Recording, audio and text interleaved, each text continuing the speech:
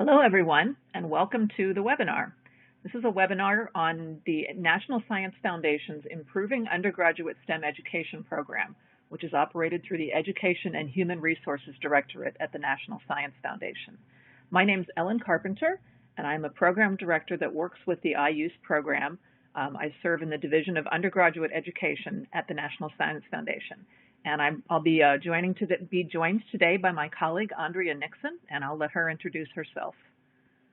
Hello, everyone. My name is Andrea Nixon. I, too, am a program officer in the Division of Undergraduate Education, and I really appreciate your coming today. So we're going to do a number of things today. The first thing I would like to do is that to let you know that the session today is being recorded. And so by being part of this session and participating in it, and particularly in writing your questions and comments in the question box, you are giving your permission to be recorded. An archive will be set up that will include this recording, as well as copies of the slides that will be presented today, a copy of the solicitation, and a link to an evaluation survey. You have a resource button on your page that will take you to those resources. In addition, they will be archived on the AAAS website at AAAS-IUSE.org.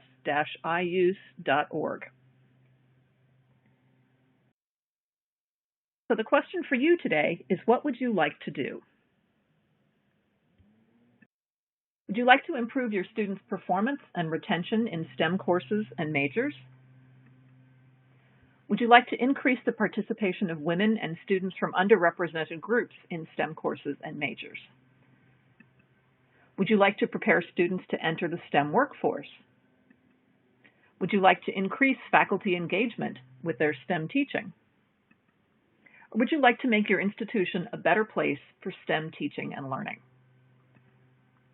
Well, all of those things can be supported by the Improving Undergraduate STEM Education program. And so we're glad you've joined the webinar today. We hope to tell you a little bit about the program and opportunities that you might find within the program. So we're going to do several things today. We'll introduce you to the program itself. We'll give you a couple of minutes to brainstorm your own ideas about projects that might be of interest to you.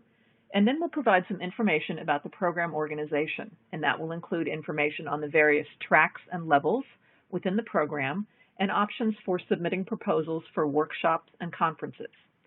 We'll talk a little bit about expectations for the program and the review criteria that will be used to judge proposals that are submitted to the program, namely the fact that NSF uses two review criteria, intellectual merit and broader impacts.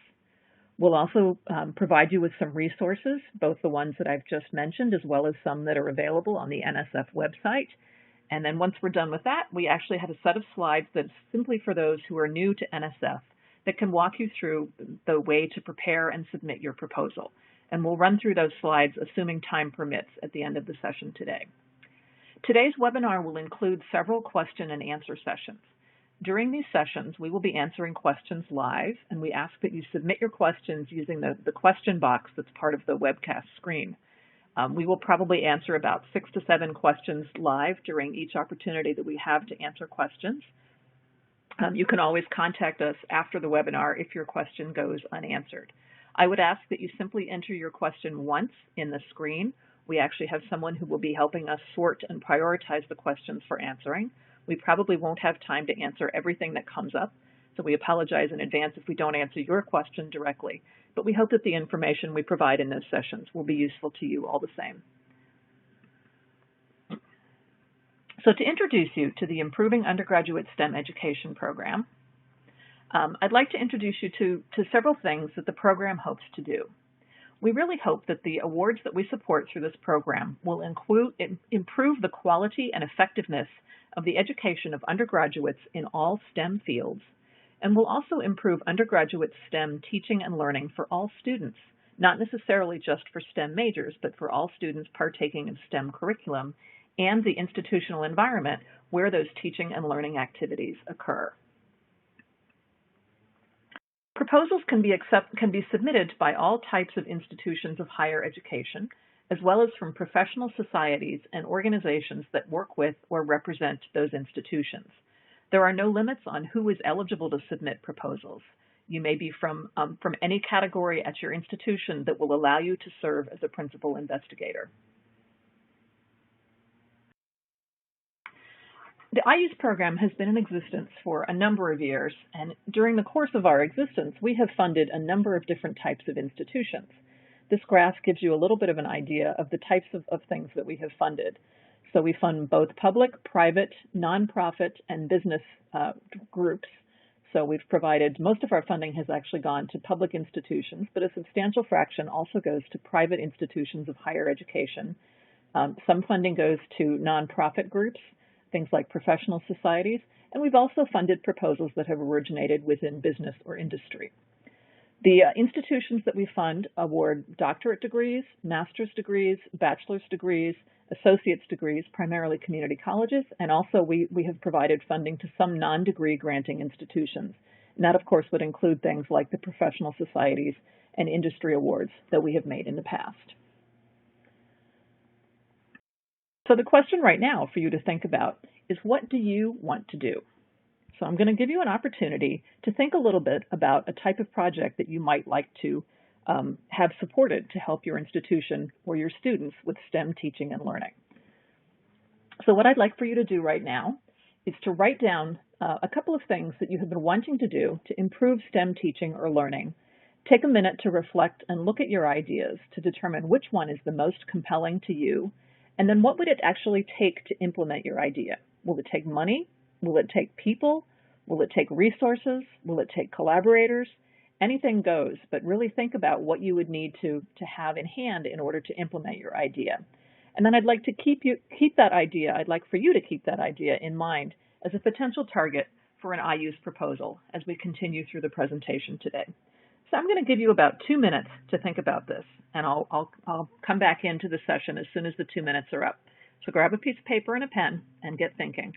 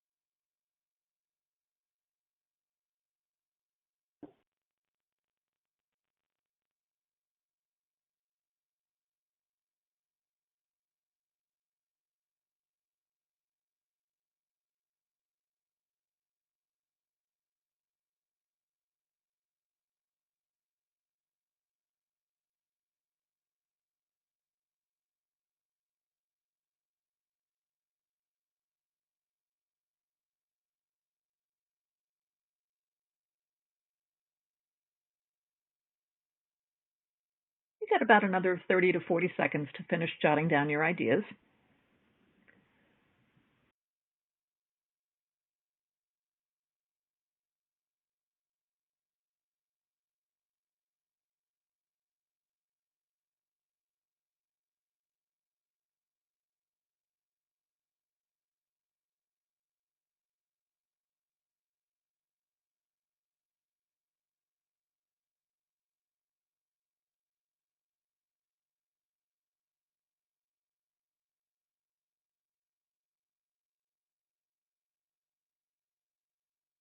Okay, so hopefully you've got some ideas in hand. So I want you to keep those, as I said, in mind as you think about how you might craft an IUSE proposal around those particular ideas. So the IUSE program itself is actually organized into 2 different tracks. They're entitled Engaged Student Learning and Institutional and Community Transformation.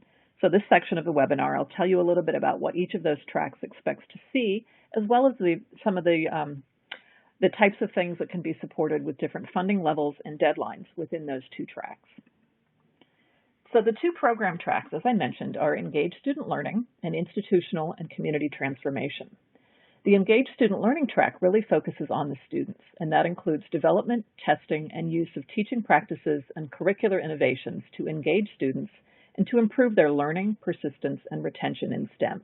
That's not to say that every award that's made in this particular track has to be entirely student-focused, but it certainly, the outcome should be really on the students themselves.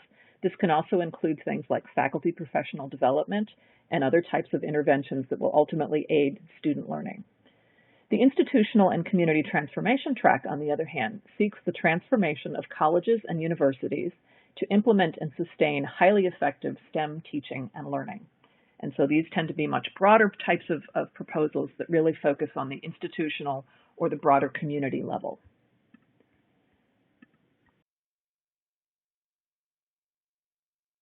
So the Engaged Student Learning track, as I mentioned, focuses on improving student learning, and this can either be directly on the students themselves, on interventions that they directly take part in, or indirectly through activities such as faculty professional development and training. This track supports development of improved instructional materials or methods, as well as it aims to engage the students to improve their learning and ultimately to increase retention and hopefully graduation in the STEM fields. There are a number of approaches that could be considered within the Engaged Student Learning track. Here's a list of some of them, but I don't want you to think that this is by all means an inclusive list of everything that we look at. There are certainly things not on this list that would also be welcome within this track. So Engaged Student Learning hopes for awards that will help in the development and implementation of novel instructional methods and technologies, as well as the design and assessment of metrics to measure STEM teaching or learning, or to measure student outcomes resulting from those interventions and activities. We also support, as I've mentioned, faculty learning through professional development, discipline-based or interdisciplinary educational research, again focused on student outcomes, re-envisioning or adaptation of learning environments to improve STEM teaching and learning, and co-curricular activities that can help increase student motivation and persistence in STEM. We support studies that work on synthesis or meta-analysis of prior work to identify and disseminate best practices, and we're always interested in collaborations between 2-year and 4-year institutions to help develop innovative pathways for transfer and ultimately for student success. The target populations for ESL projects are undergraduate students. So those would be students who are enrolled at 2- and 4-year degree-granting institutions. They don't necessarily have to be STEM majors, but they should be students who are engaging in STEM coursework and STEM learning. We do support work on STEM majors, of course, and that can be both declared majors at upper division levels as well as undeclared or lower division students. Some of the projects focus on students whose course of study requires solid skills and knowledge of STEM principles. We also support awards that help to support non-STEM majors seeking to fulfill a general education requirement in STEM, as well as support for STEM faculty members to improve both their teaching skills and the curriculum that they work with. And some of our awards have supported pre-service STEM teachers in undergraduate teacher preparation programs. I'm going to pass this off to Andrea to tell you about institutional and community transformation. The Institutional and Community Transformation track, or ICT, focuses on improving evidence-based instruction by academic departments, institutions, and other organizations or communities.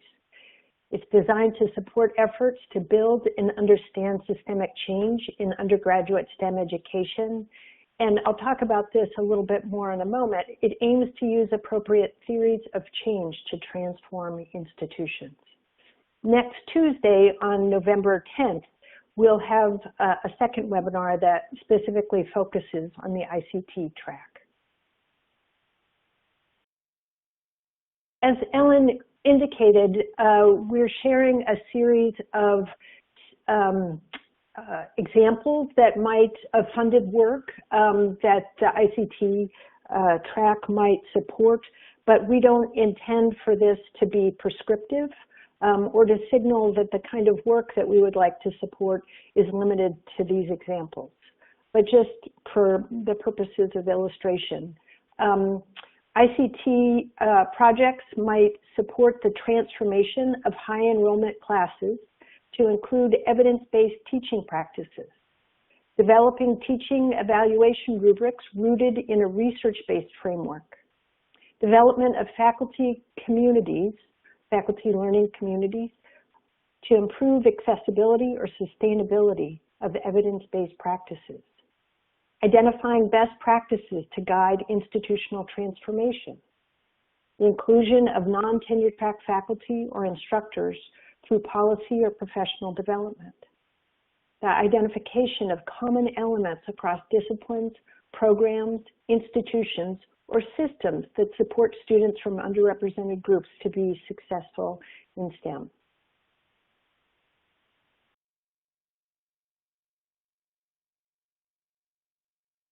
The institutional and community transformation track has some specific requirements for proposals to this track.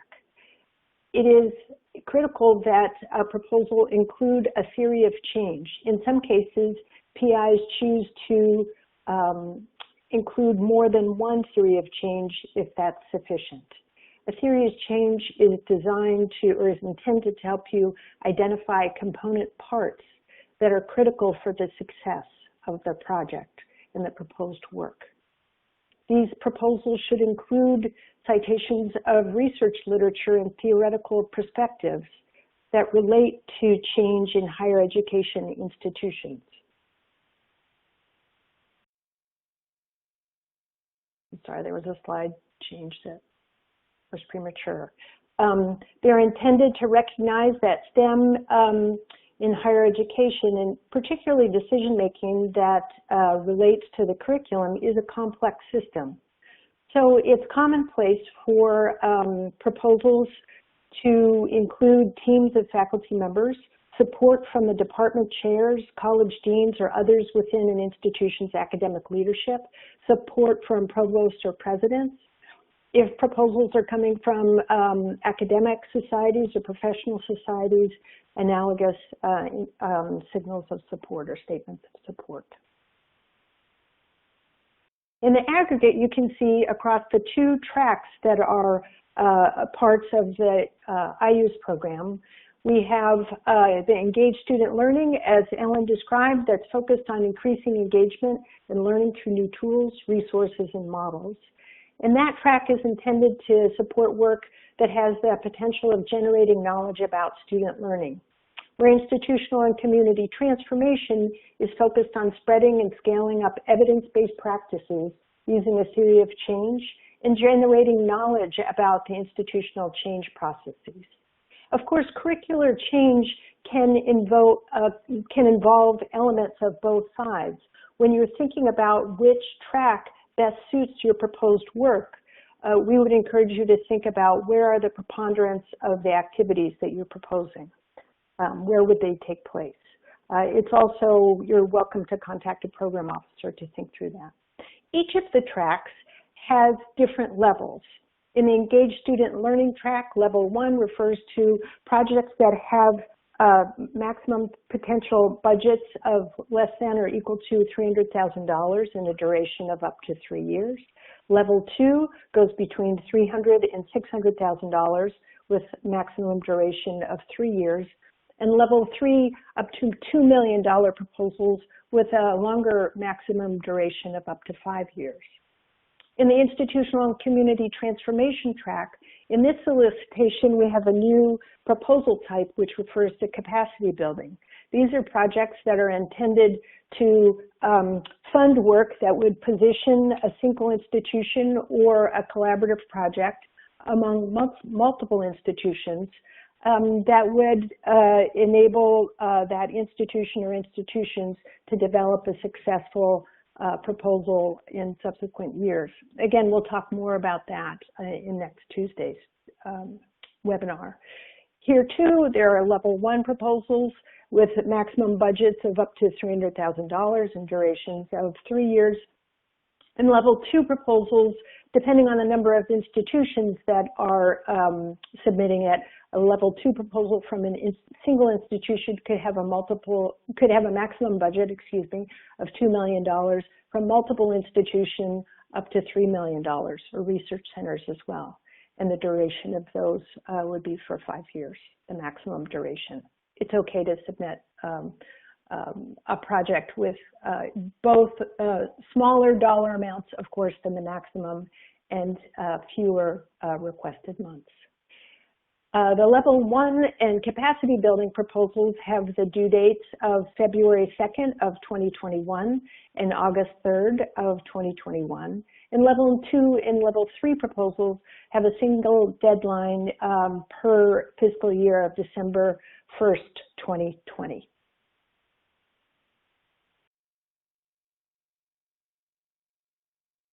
One of the helpful things about the IUSE program, there are many, is that proposals that are designed to support workshops and conferences can be submitted at any time.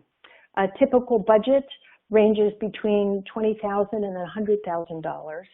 And it's important for you to consult an NSF program officer working with the IUSE program before submitting a workshop or a conference proposal. Conference and workshop proposals addressing diversity in STEM teaching and learning, and those involving collaborations of the educational researchers and disciplinary scientists to ensure that STEM teaching reflects cutting-edge STEM disciplinary research are especially encouraged. Now I'll hand it off to Ellen and I to field some of your questions.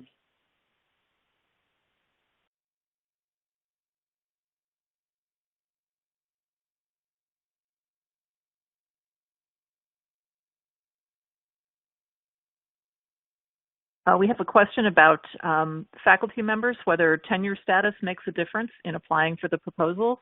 The answer to that is no. As long as your institution would recognize you as a principal investigator, you are welcome to apply for an award through the IUSE program.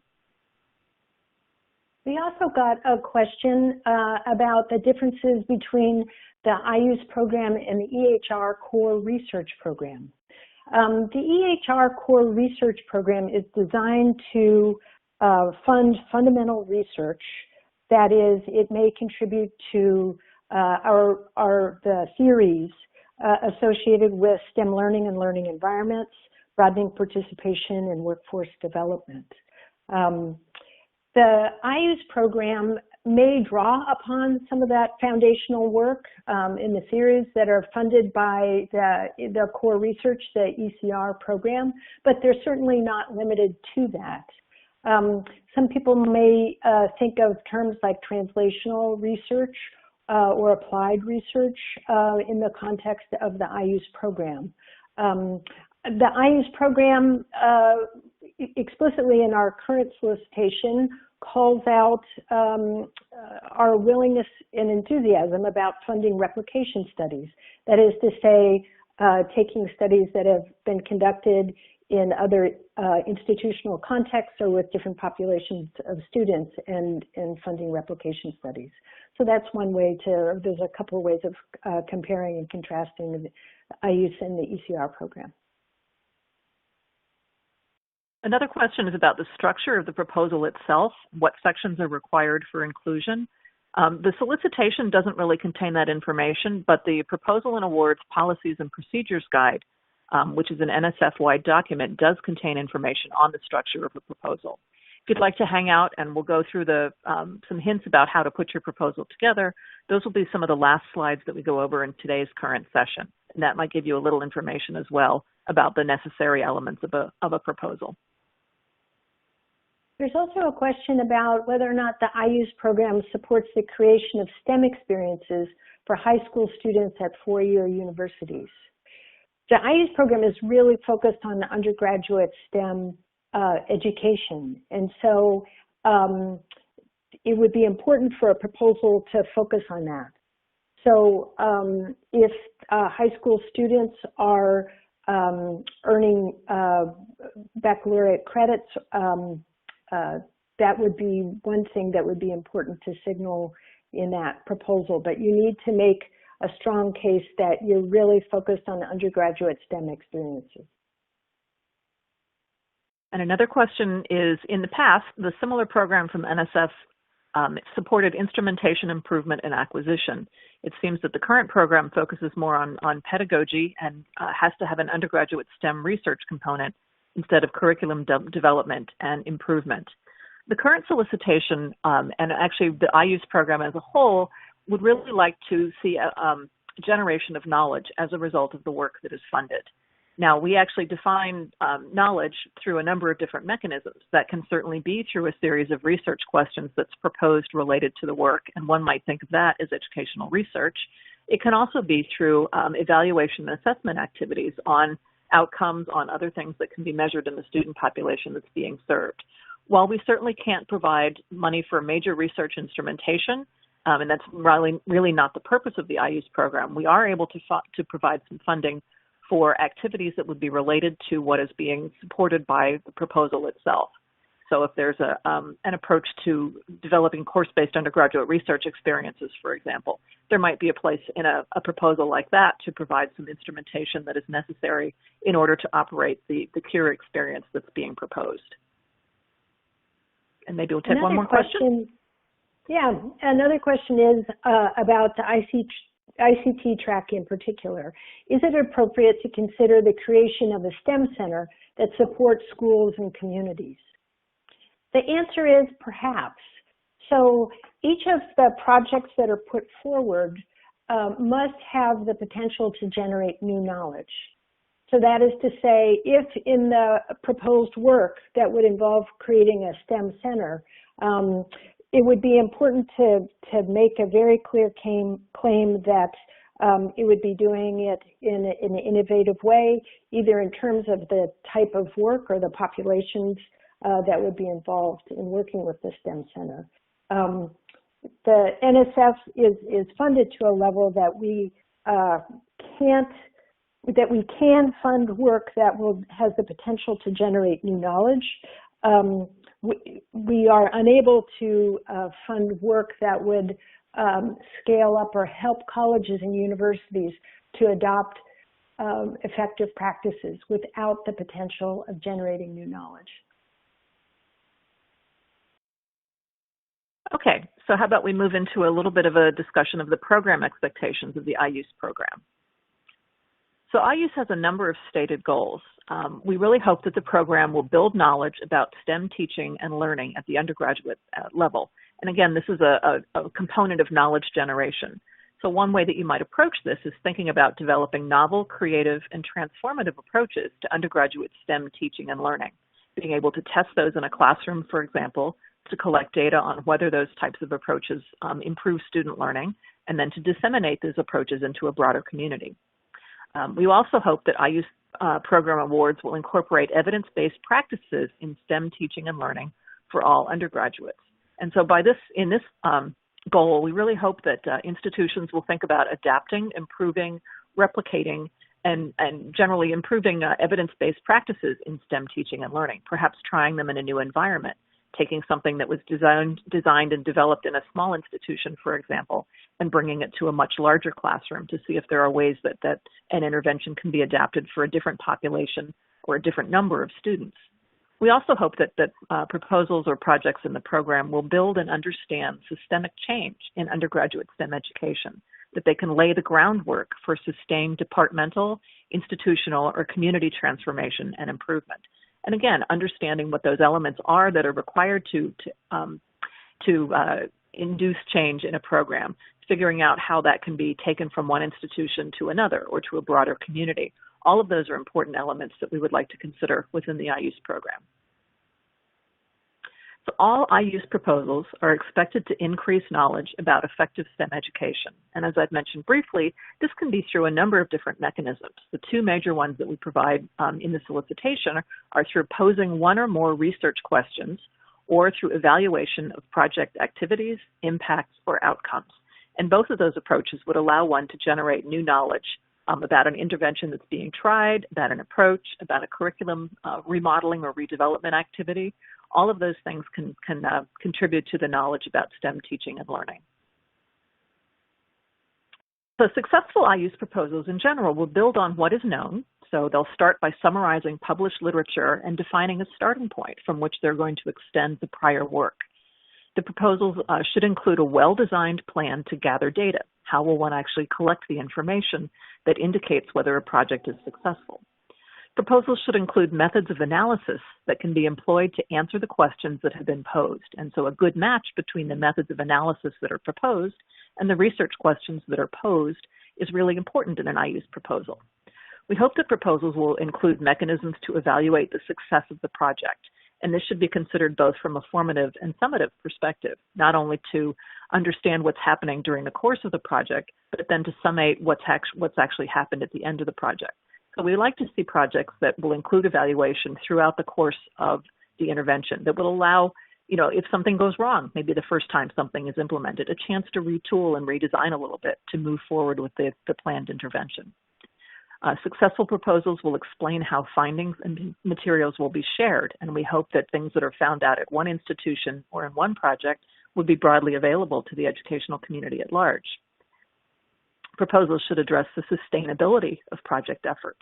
How is this project going to be sustained not only on the campus but in the community once the award period is ended? And proposals will also propose collaborations as needed with other investigators, institutions, or communities that can help make the proposed project a success. So a number of methods of analysis can be used. As I mentioned, it really is very helpful to make sure that the research or evaluation methods will align with each other, with the questions that have been posed. So understanding what's being asked and understanding how one would go about addressing the particular question that's been posed is a very important component of an IUSE project. We also hope that analysis will be selected that's appropriate to the type of study being performed.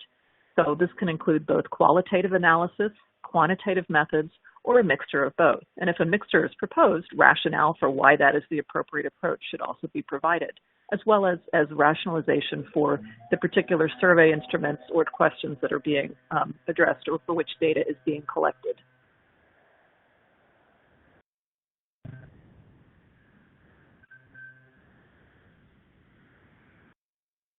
Okay, now it's time to have a little quiz. So this is a fact check about the IUSE program. First question is, must all proposals have a research component? True or false? Well, the answer is false, but all proposals must be able to generate new knowledge, however that actually occurs. Again, it doesn't have to be through posing a set of research questions.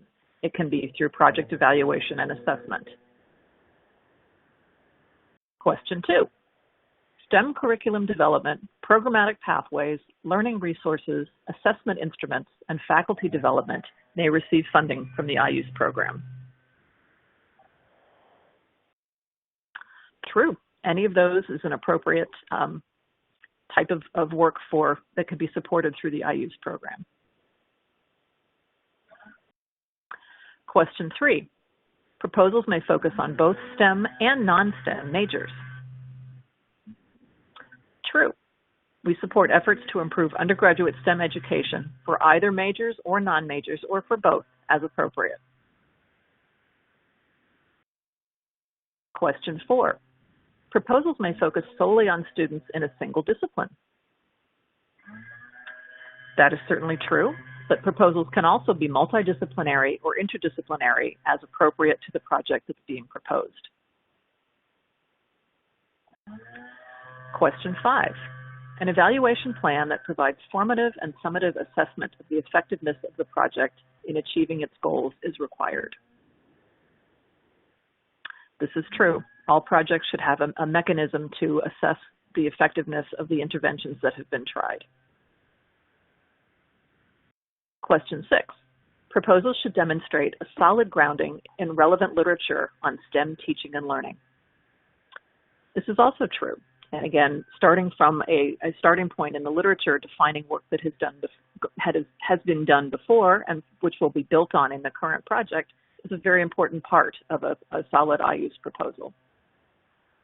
Question 7. Only colleges and universities may submit proposals. This is false. All categories of proposers in the Proposal and Awards Policies and Procedures Guide are eligible. And that includes things like professional societies, industry, companies, nonprofit organizations, or any organization that's really focused on educating undergraduate students. Okay, Here's a list of things that might potentially receive IUSE funding. These might be things like using and building evidence about improved STEM instructional practices, investigating novel instructional tools or learning systems, creating, implementing, testing curricular course and technology-driven models, developing, implementing, and testing creative approaches for adoption of education research into disciplinary teaching, developing and validating assessments or metrics for measuring undergraduate STEM learning and instructional practice, and propagating and sustaining transformative and effective STEM teaching and learning. So which of those do you think could receive IUSE funding? If you said all of the above, then you're absolutely right. Okay, so I think we'll break for a few more questions, and let's see what we've got in our question box right now. The first one is a question about FastLane. So someone was having trouble finding the 19-601 solicitation in FastLane to start the proposal. All FastLane questions should go to the FastLane help desk. The NSF program officers see a very different side to FastLane than you do. And so I would encourage you to go to fastlane.nsf.gov for help with that.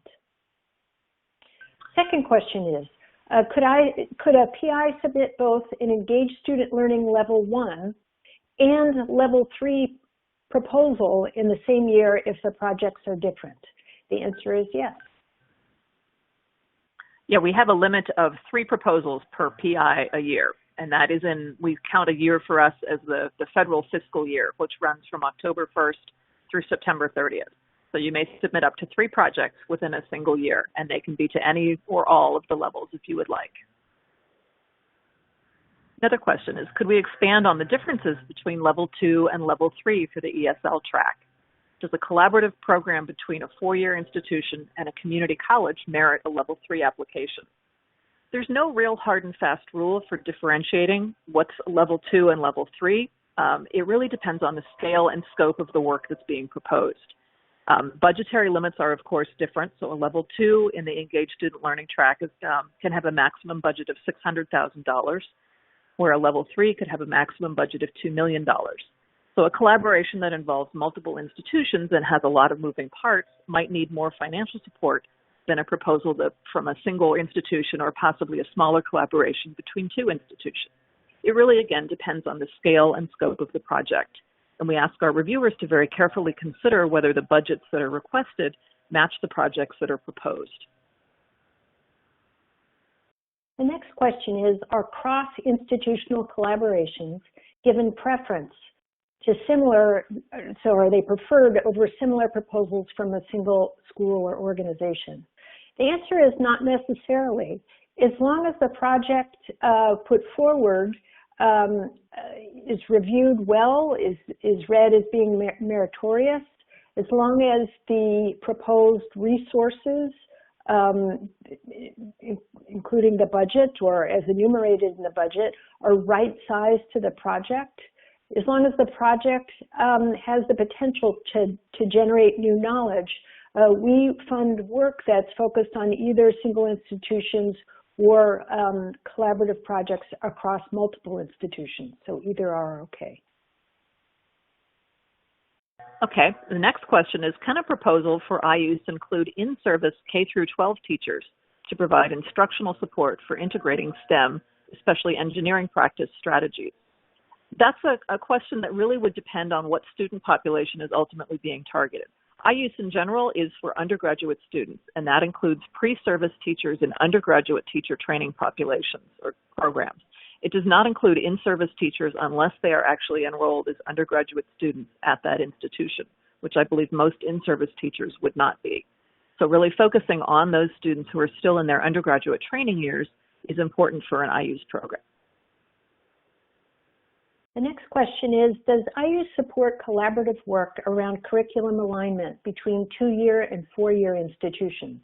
The answer is yes. We have a history of that in the portfolio, and I would encourage you to go through the IUSE, all of the titles and the abstracts of prior funded work are made available. and it could really shore up a request or a proposal along these lines to identify prior work and to articulate how the work you propose will build on prior work and extend our knowledge. Okay, and this will be the last question in this current question and answer session. Does it help to have letters of support for Level 2 engaged student learning? That really, again, depends on the project in question. First of all, I should make a minor distinction here. You may not provide letters of support for any project that is submitted to the National Science Foundation. We do take letters of collaboration or letters of commitment, but not letters of support. And those two types of letters are distinguished by the intent of the letter. If it's simply a supportive letter indicating that the project is great and the letter writer thinks that the principal investigator is wonderful, that's a letter of support and that would not be allowed. However, if the letter validates a collaboration that is described in the program description, that is an appropriate letter. So if your project depends on those types of collaborations, you would want to have letters that illustrate that type of collaboration is being supported by all of the proposed partners.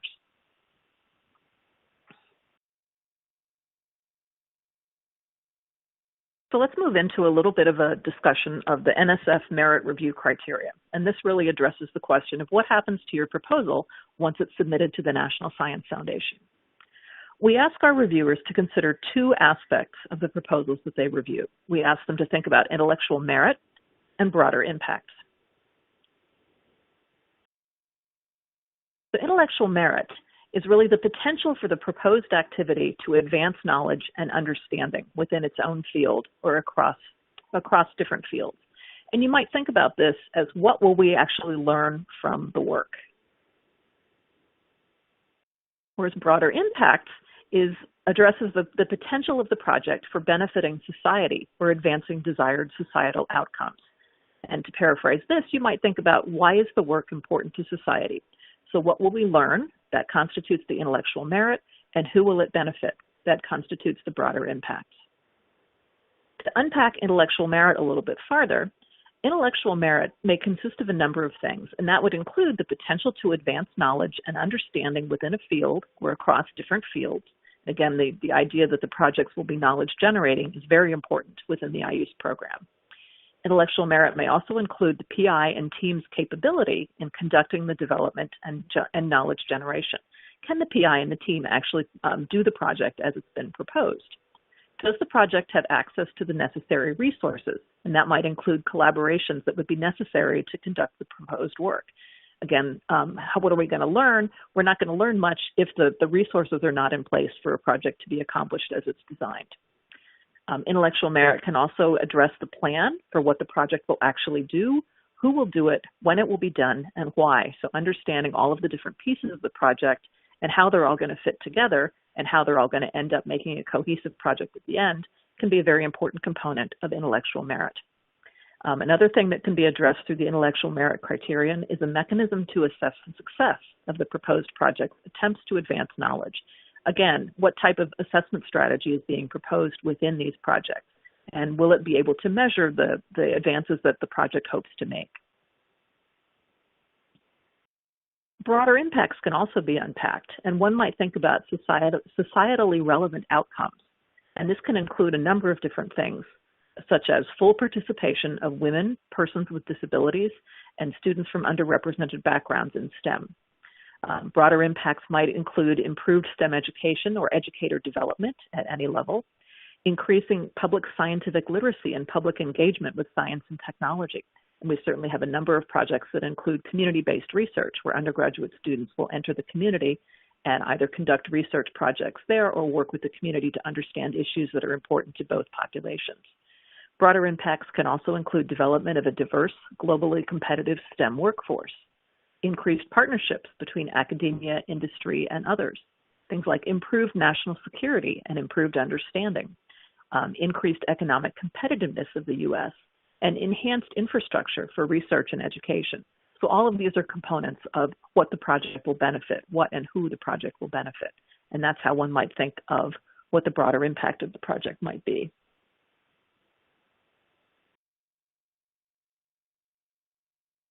When we work with our reviewers, we also ask them to think about a number of things related to the conduct of the project. We ask them to think about the extent that the proposed activities are suggesting or exploring creative, original, or potentially transformative concepts. We ask them to think about the plan for the project itself. Again, is this project going to be achievable with the resources that are requested, the time frame in which the project will be conducted, and the environment in which the project is going to be done? Is there a well-reasoned and well-organized rationale for the project? And does the plan incorporate a mechanism to assess success? Again, we ask reviewers to think about the qualifications of the individual, team, or institution to conduct the proposed activities. Why is this place the best place to do the project that's been proposed? And whether there are adequate resources available to the PI, either at their own institution or through collaborations with other partners, that will enable them to carry out the proposed activities. There are a number of other sections of proposals that reviewers are also asked to review, and that includes the facilities, equipment, and other resources section, the data management plan, the postdoctoral researcher mentoring plan, and any supplementary documents that are required for a proposal. So all of those are considered within the review process, and they'll all be addressed in the reviews and panel summaries that are written about the projects.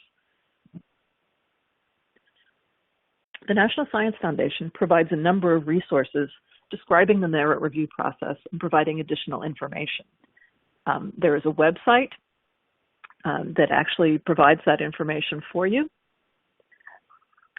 It's operated through the Division of Institution and Award Support, or DIAS.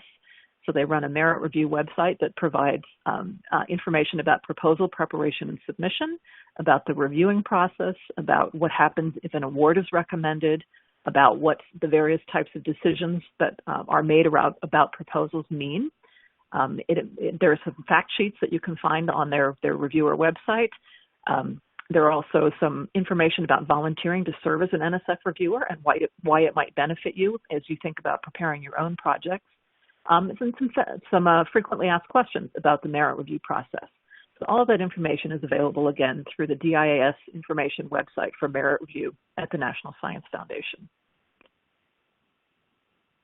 To help us think a little bit about intellectual merit and broader impact, I want to give you two examples, and I want you to think about which ones these might represent. Would these examples be an example of intellectual merit or of broader impact? So here's the first one. And the answer actually flashed up, looks like I've been preempted. But the question is, in addition to development and implementation of a novel curriculum, the project will include educational research to uncover new information about undergraduate model-based reasoning through detailed assessment of classroom learning. So would you think this is an example of intellectual merit or of broader impact? And if I were serving as a reviewer and assessing this, the idea that new information is going to be generated would signal to me that this is probably an example of intellectual merit.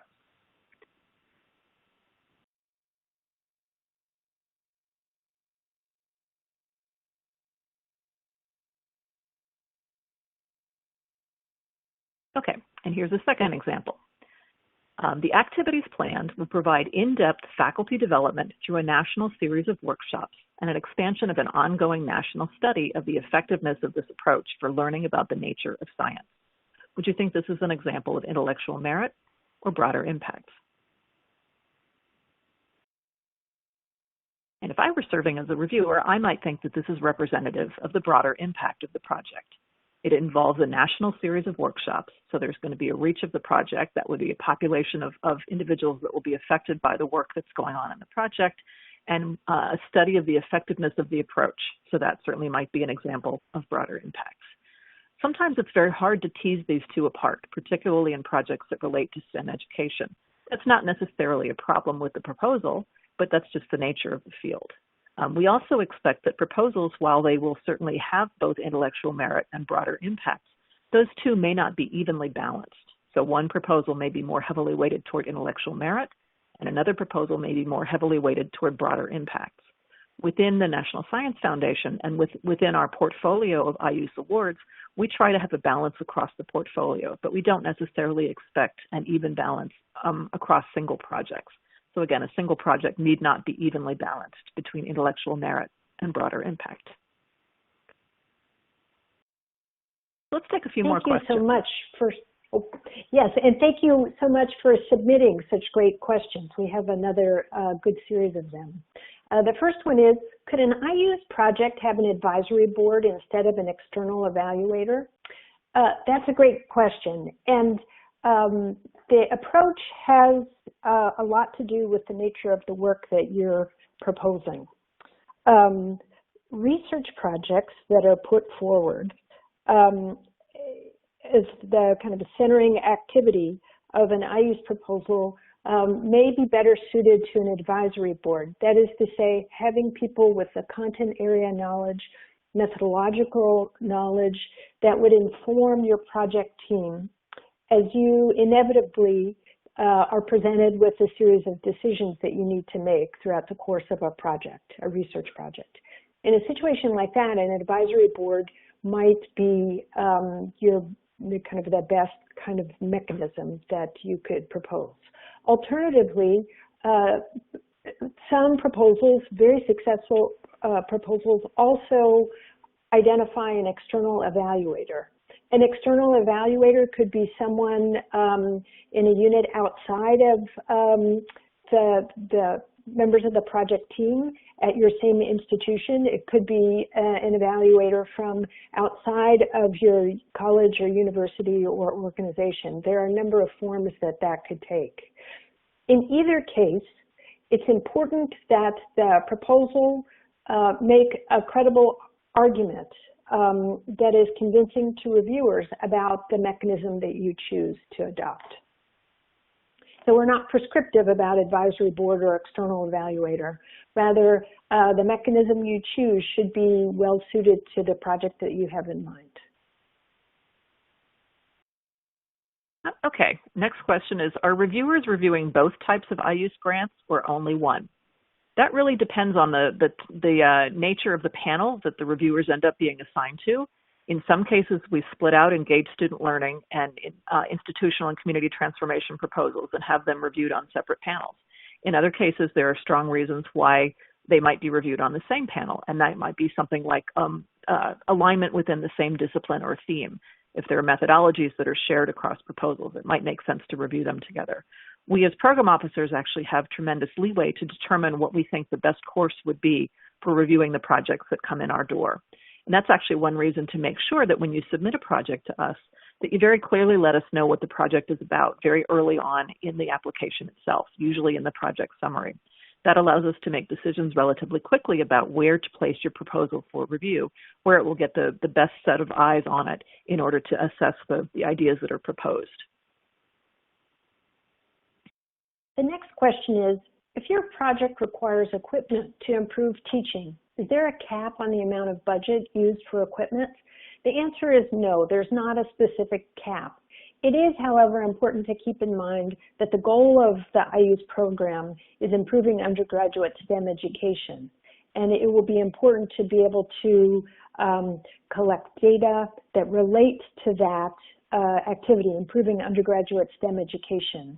If you allocate a disproportionate amount of the budget for equipment, it may make the companion activities in the project, it may make it difficult to fund them sufficiently. So you will be the best judge of how to balance that. And of course, in the case of all of these, you're welcome to contact an NSF program officer associated with the IUSE program to have follow-up conversations. The next question is, when will we know whether we are granted? In other words, should the budget start at fall 2021? NSF strives to review and reach decisions on most proposals within 6 months of the program deadline. So for proposals, for example, that are due on December 1st, we would strive to reach a decision on those on or about June 1st of the following year, so about 6 months later. Typically, once a decision is reached, if an award is recommended, it takes another 6 to 8 weeks to actually process and set up the award. So you really, you would be safe suggesting a starting date probably 7, 8, maybe 9 months in advance of the deadline for which you apply.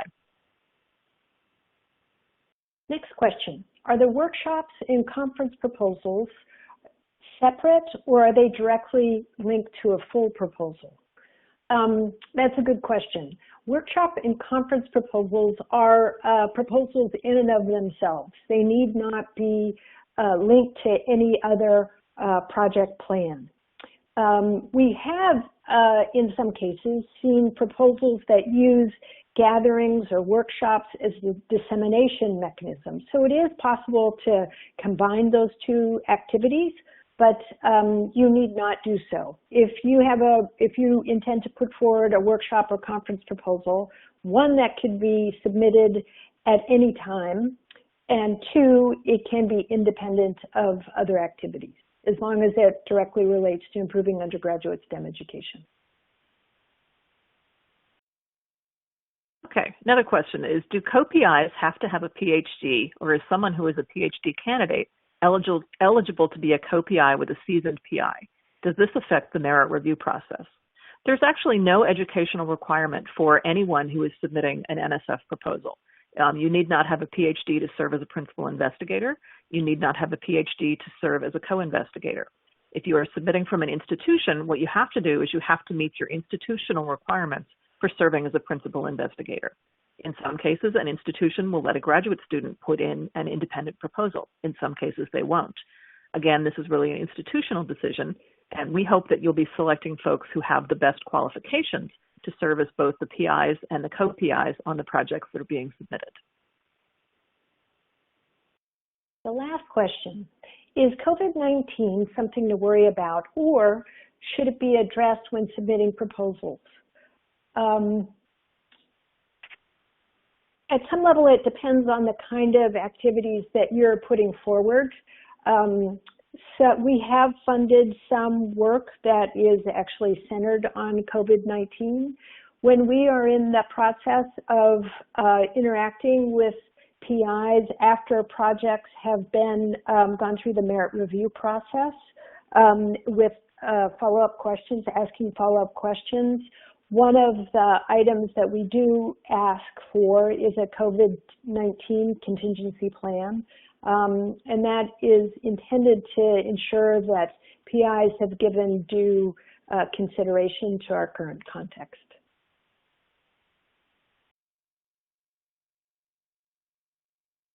Okay, we'd like to end this section of our webinar with just a list of some resources that are available to you to both understand the program itself and to perhaps understand a little bit more about what NSF can offer to you and as a way to help guide you as you think about preparing and submitting a proposal.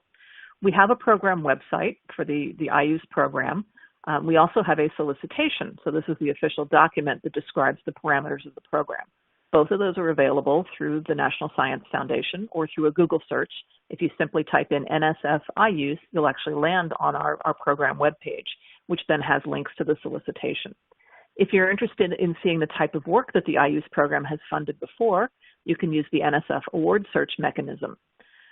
You can also contact a program officer for additional information that's relevant to your specific project or your specific discipline. And if you visit the NSF IUSE program webpage, we actually have on that webpage a list of program officers with their expertise and their contact information. So if, for example, you're preparing a proposal on engineering education, it might help you if you went to our program webpage and located those program officers who manage the engineering education portfolio. Those would be the ones certainly in the best position to guide you as you develop your project. There are also some NSF-wide resources. I've referred a couple of times to our Proposal and Award Policies and Procedures Guide. So that is available on the NSF website again. It is actually document 20-1. And so that contains all of the information about preparing proposals, about the necessary sections, page limits, font sizes. All of that information would be within the PAPG guide. NSF a number of years ago published a document called Common Guidelines for Education, Research, and Development that you may find helpful as you're thinking about research questions or knowledge generation associated with your particular project. I think I've already referred to the NSF Merit Review Overview site run by our Division of Information Systems. That website also contains a brief video called The Art and Science of Reviewing Proposals, which we show to each and every one of our reviewers. So if you're interested in seeing the types of information that are provided to the reviewers, you might want to watch that video because it'll show you a little bit about what we ask our reviewers to think about in the course of doing their jobs. We also have some related solicitations within the foundation. one of which is NSF's Building Capacity in STEM Education Research, or the BICSR solicitation, which is part of the ECR program, which really helps to help investigators develop their ideas and thinking about participating in educational research. And at this point, I'm going to say thank you. Oh, sorry, go ahead, Andrea. Sorry, if I could add one item as well, is that AAAS is going to be distributing a survey that will enable you to volunteer to serve as a reviewer for the IUSE program. And that too can be a great way to get a sense of what the merit review process is like, and to get a sense of how others have approached the task of putting together proposals for the IUSE program. Sorry, Ellen, thank you. Well, I'd like to thank all of you today for participating in the webinar. And as I mentioned at the start of this webinar, we actually have some additional slides that are specifically geared toward those who are new to the NSF process, either the preparation process or new to the IUSE program as a whole. So if you'd like to stay tuned, we will go through those slides. But for those of you who've prepared and submitted proposals before, you can probably step away from your screens at this point. I do think that there's going to be an evaluation survey popping up. It will be within the resources button that can actually allow you to evaluate this webinar itself. And we really appreciate your opinion about how useful or not the webinar has been. So if you could take a few minutes to fill out that survey, it would be greatly appreciated.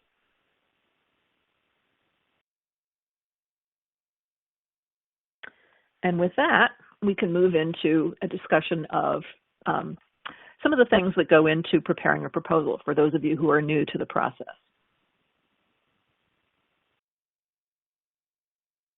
So NSF proposals have a number of different parts, and they can be a little bit overwhelming when you're first thinking about them. So I'm going to talk today about the different components of a proposal, some ideas for what might make a compelling proposal, what the actual mechanics of submitting a proposal are, and then what happens to the proposal once it is sent to the National Science Foundation. The proposal itself consists of a number of specific sections. There's a cover page, which actually self-populates based on information that you fill out on our submission website. There's a table of contents. There is a project summary and a project description, and I'll talk a little bit more detail about both of those in the next couple of slides. There's an opportunity to list the references that are cited within the project summary and project description. Bio sketches for the principal investigator and the principal investigator team, including the PIs and co-PIs. We ask that you provide a budget and a written budget justification. There is a section for providing information about current and pending support for the PI team. There is a facilities, equipment, and other resources section in which one can describe the resources available to conduct a project at an institution, or again, available through collaborations. There is a special information and supplementary documentation section that often includes things like information about the evaluator. Their biosketch, for example, might be provided as a supplementary document. We ask you to provide a data management plan that will address how data is collected, handled, stored, and shared across the project and outside of the project. If a postdoc will be included as part of the project team, we ask that a postdoctoral mentoring plan be provided, which should address the education and training of the postdoc. And there are some single copy documents that include lists of collaborators and other affiliations. So we can use those as we're guiding the selection of reviewers for your particular proposal.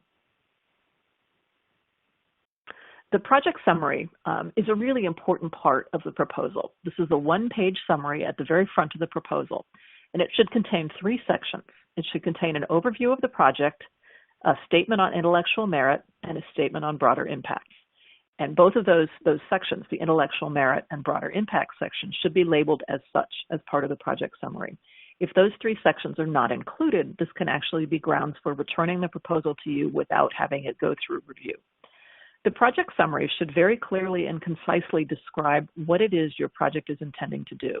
As I mentioned earlier, this is one of the sections that we use when we assign your projects to a particular review panel. So it's really important that we are able to decipher what the project is about from the project summary.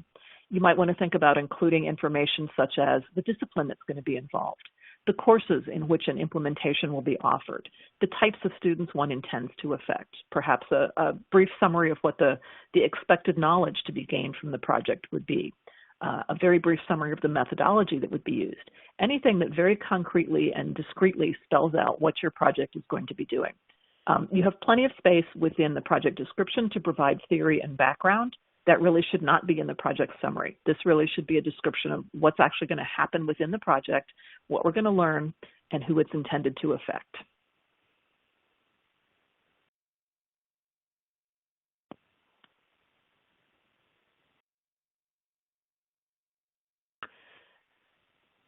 The project description is a 15-page section that should allow you space to really describe the project in every detail that's needed for a review panel to understand what you're proposing to do.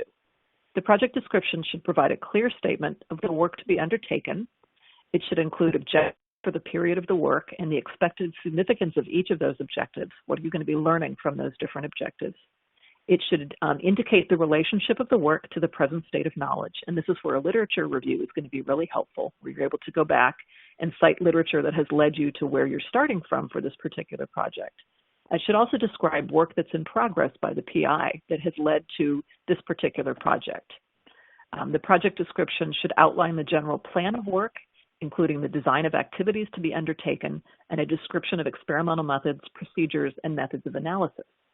It really should address what you want to do, why you want to do it, how you're going to do it, how will you know if you're successful, and what are the benefits to the project that you're proposing.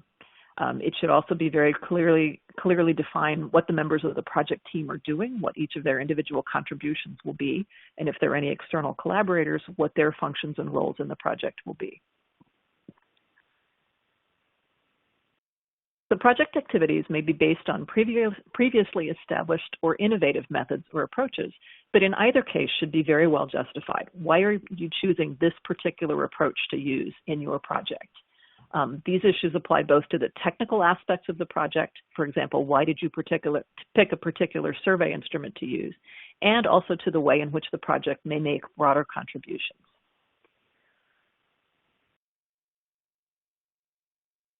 The project description is also required to contain a section that is labeled Broader Impacts. And this section should provide a discussion of the broader impacts of the proposed activities of the proposal and how they will be obtained. As a note, broader impacts can be achieved in a number of ways. It can actually be through the research itself, perhaps looking at different types of populations of students.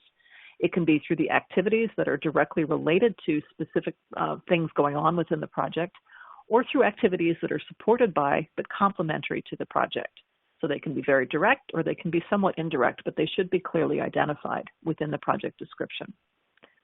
NSF values the advancement of scientific knowledge and activities that contribute to the achievement of societally relevant outcomes.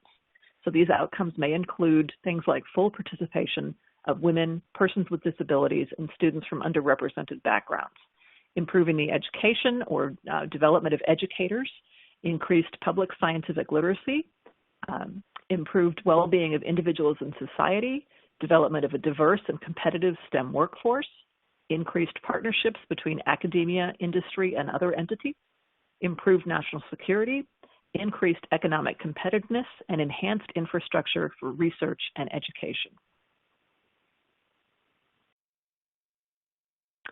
The project description will provide reviewers and foundation staff a lot of information, but that doesn't mean it should be entirely overwhelming. It may not exceed 15 pages, and there are certain type font requirements that are spelled out in the PAPG.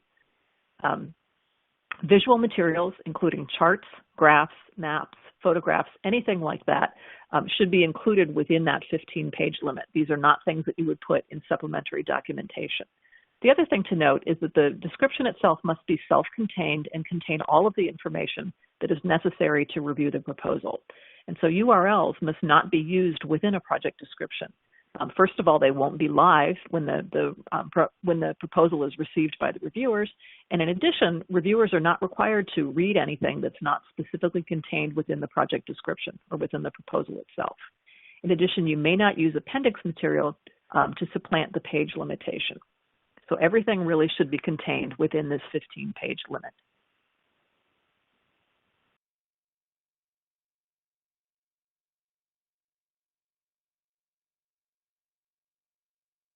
Andrea, I think you're up. Thank you. It's important to think about your assessment and evaluation plan, and that is included in the 15-page project description. And there are a couple of elements that you should take into account when thinking about your evaluation plan. And this cartoon is intended to help you distinguish between formative and summative. Formative forms of evaluation are data and analyses that will enable you to fine-tune the project as it's underway. So in terms of soup, when the chef tastes the soup, that's formative assessment in terms of enabling you to, as a chef, add ingredients or spicing or whatnot. Summative evaluation is intended to look at the full time span of the project and enable you to step back and make informed judgments about the degrees to which the project goals, the stated outcomes, have been met.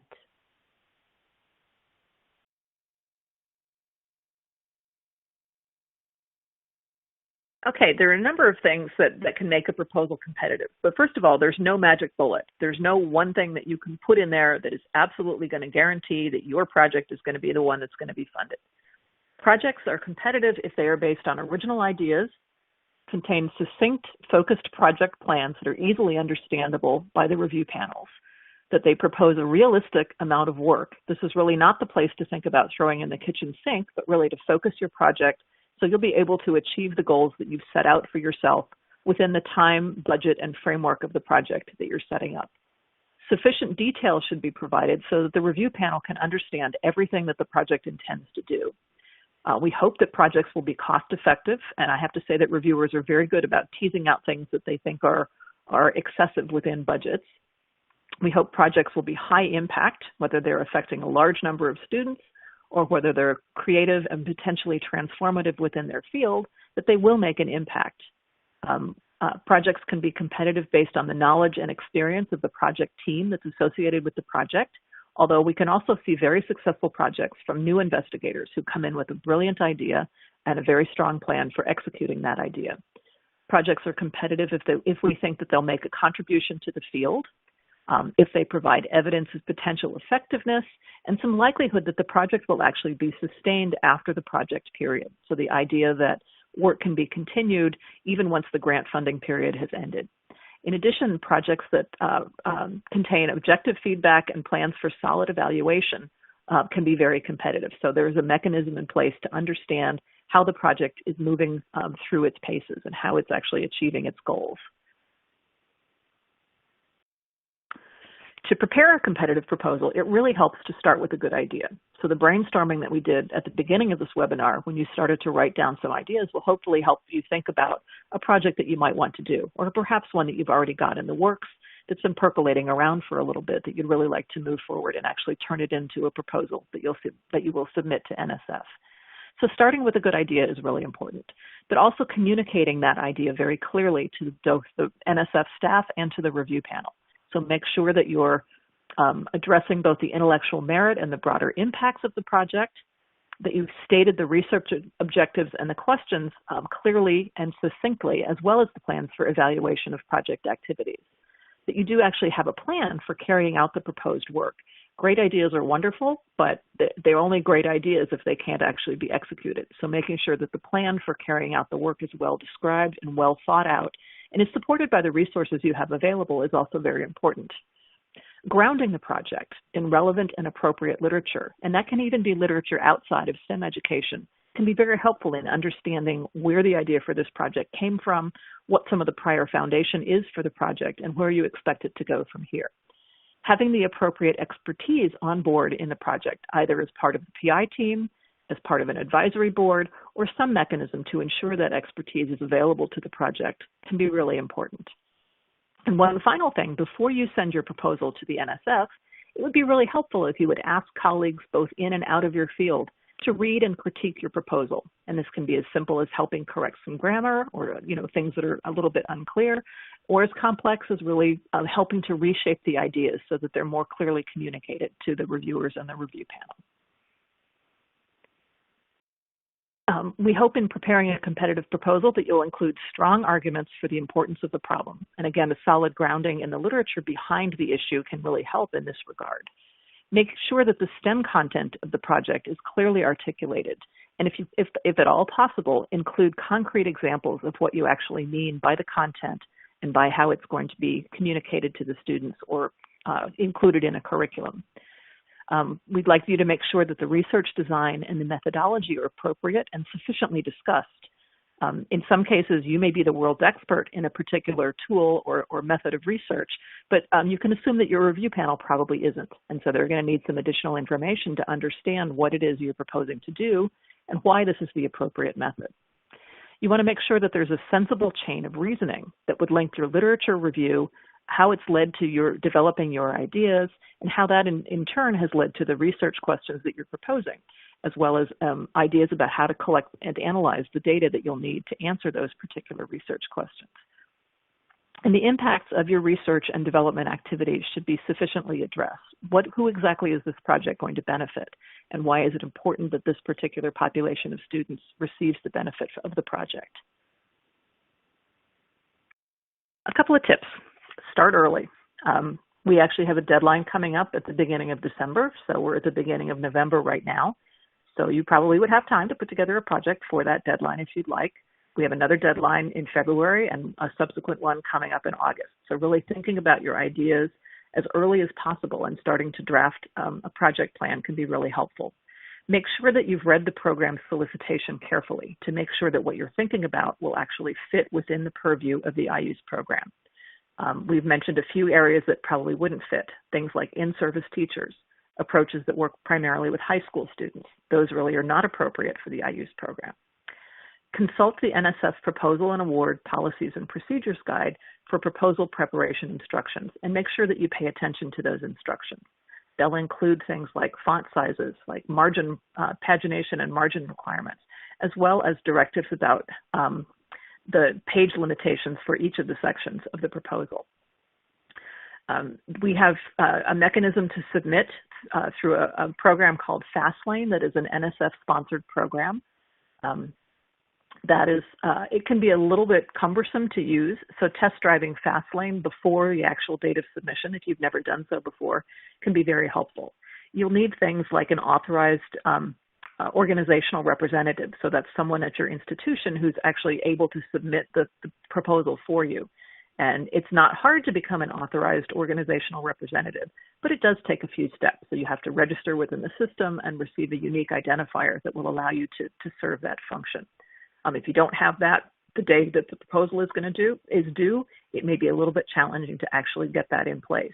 So make sure that you've looked at FastLane and figured out what the requirements for submission are well before the deadline that you intend to submit to. Make sure that your sponsored research office, if you have one, is aware of your plans and of the deadlines that are going to be applied to this particular proposal. Make sure, again, you follow the page and font size limits as laid out in the PAPG. Make sure that you've done your homework. Be aware of other projects or advances in the field that are similar to or could be built upon in the project that you're proposing. So that really does mean you'll actually need to go probably read a few papers in the field to figure out what others before you have done. But make sure you cite that literature. And so people are aware, reviewers are aware that you know what's going on in the environment around you. Again, be as detailed as possible in describing what your project will actually do. It's great to have theory, but concrete examples of the types of things you are proposing. If you can provide, 2 or 3 concrete examples as opposed to 5 pages of theory, that's going to be a much more beneficial situation for the reviewers because they'll have a really clear idea of what it is you're actually intending to do.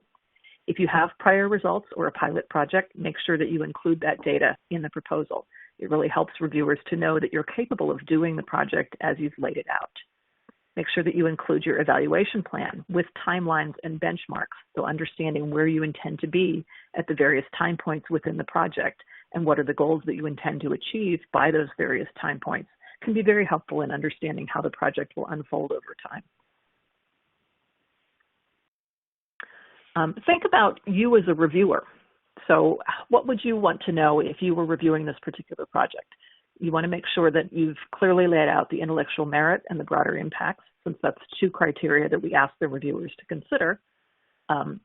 If you are by any chance resubmitting a proposal, if you've already tried this idea and it's gone through the review process at NSF, you might want to consider the reviewer's comments as you think about revising the proposal and resubmitting it to see if you can address some of them as you make your revisions. It's not necessary that you actually come out and say, I sent a proposal in, reviewer X said this, so I'm now doing Y. But if you think about how to integrate some of the things that were suggested in a revision of the idea, that can be very helpful. I've mentioned this before, but please have someone else read the proposal before you submit it. It can help you, with minor grammatical things. It can also help you with flow, content, and to make sure that your ideas are legible to someone other than you. Check your spelling, check your grammar, make sure things are submitted on time. We do not allow late proposal submissions under very, very limited circumstances, and that includes things like hurricanes, fires, floods, earthquakes, tornadoes. So if you're not expecting a natural disaster, make sure you've met the deadline. Make sure that you follow NSF requirements for proposals involving human subjects, at least specifying that they will be used. If an award is recommended, we'll give you an opportunity to undergo an IRB review. You wouldn't necessarily have to have that before the proposal is submitted, but understand that we would ask you to go through that process should an award be recommended. And we have lots of program officers that work in the IUSE program. All of us are available for consultation. Checking the program website, seeing if you can identify a program officer whose interests and expertise align with the area in which you're intending to submit your proposal, and then contacting them.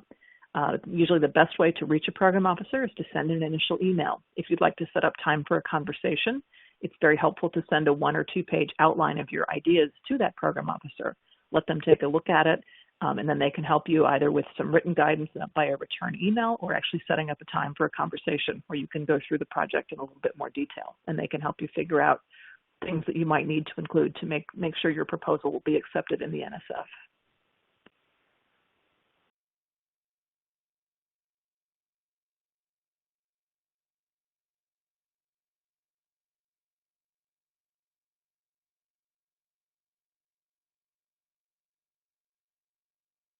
Oops, we skipped a slide. There it is.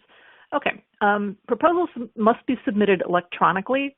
Right now, there are 2 avenues to submit your proposal to NSF. The preferred one that I would suggest is to use FastLane, which is an NSF dedicated portal, submission portal. The other option is to use grants.gov, which is actually a federal government-wide grant submission portal. Right now, FastLane is highly recommended because this is the portal that will actually make sure that all of the components of an NSF proposal are included. Grants.gov doesn't do that. So you actually have to make sure on your own that you've included all of the different pieces that are required for an NSF proposal. And again, if one of those components is not part of your grant submission, that's actually grounds that the proposal would be rejected without review. As a word of warning or a word to the wise, NSF is transitioning to a new site called research.gov. The EHR or the IUSE EHR program is not yet available through research.gov, but it will be available soon. And the intent is to transition away from FastLane into research.gov over about the next 18 months, I think the schedule is. So please make sure that you check the research.gov website for updates to see if the IUSE program is available within research.gov. Once it becomes live within research.gov, that will be the preferred mechanism of submission.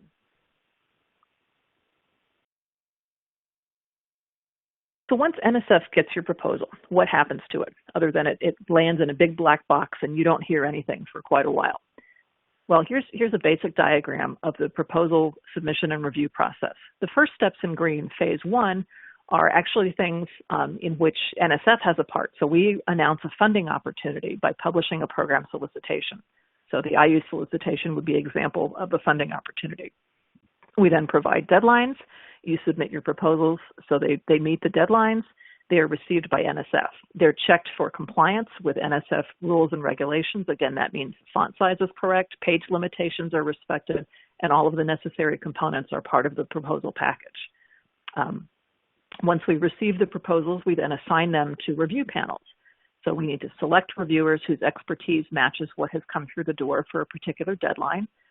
We parcel the proposals out into these different panels. We send them out to the reviewers. The reviewers undergo a peer review process, again, assessing intellectual merit and broader impacts. They meet as a panel. Right now it's all virtual meetings, so we're meeting by Zoom, but we'll have a 1 to 2 day panel meeting at which the proposals are discussed. And then the panel arrives at a recommendation, which is provided to the program officer. The program officer takes the panel recommendation into consideration, as well as their own analysis of the proposals, and makes a decision about whether they'd like to recommend a proposal for an award or whether it should be returned as a decline.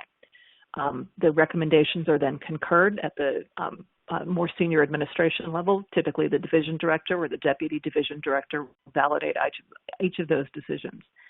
If an award is recommended, as I mentioned, it's probably an additional 30 to 60 days to go through a review of the business parameters of your institution and to issue the award to your institution.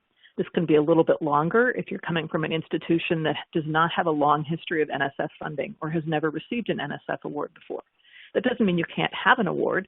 It just means that we need to take a little bit of care in looking at your institution to make sure the financial structure is set up to be able to handle and track government funding.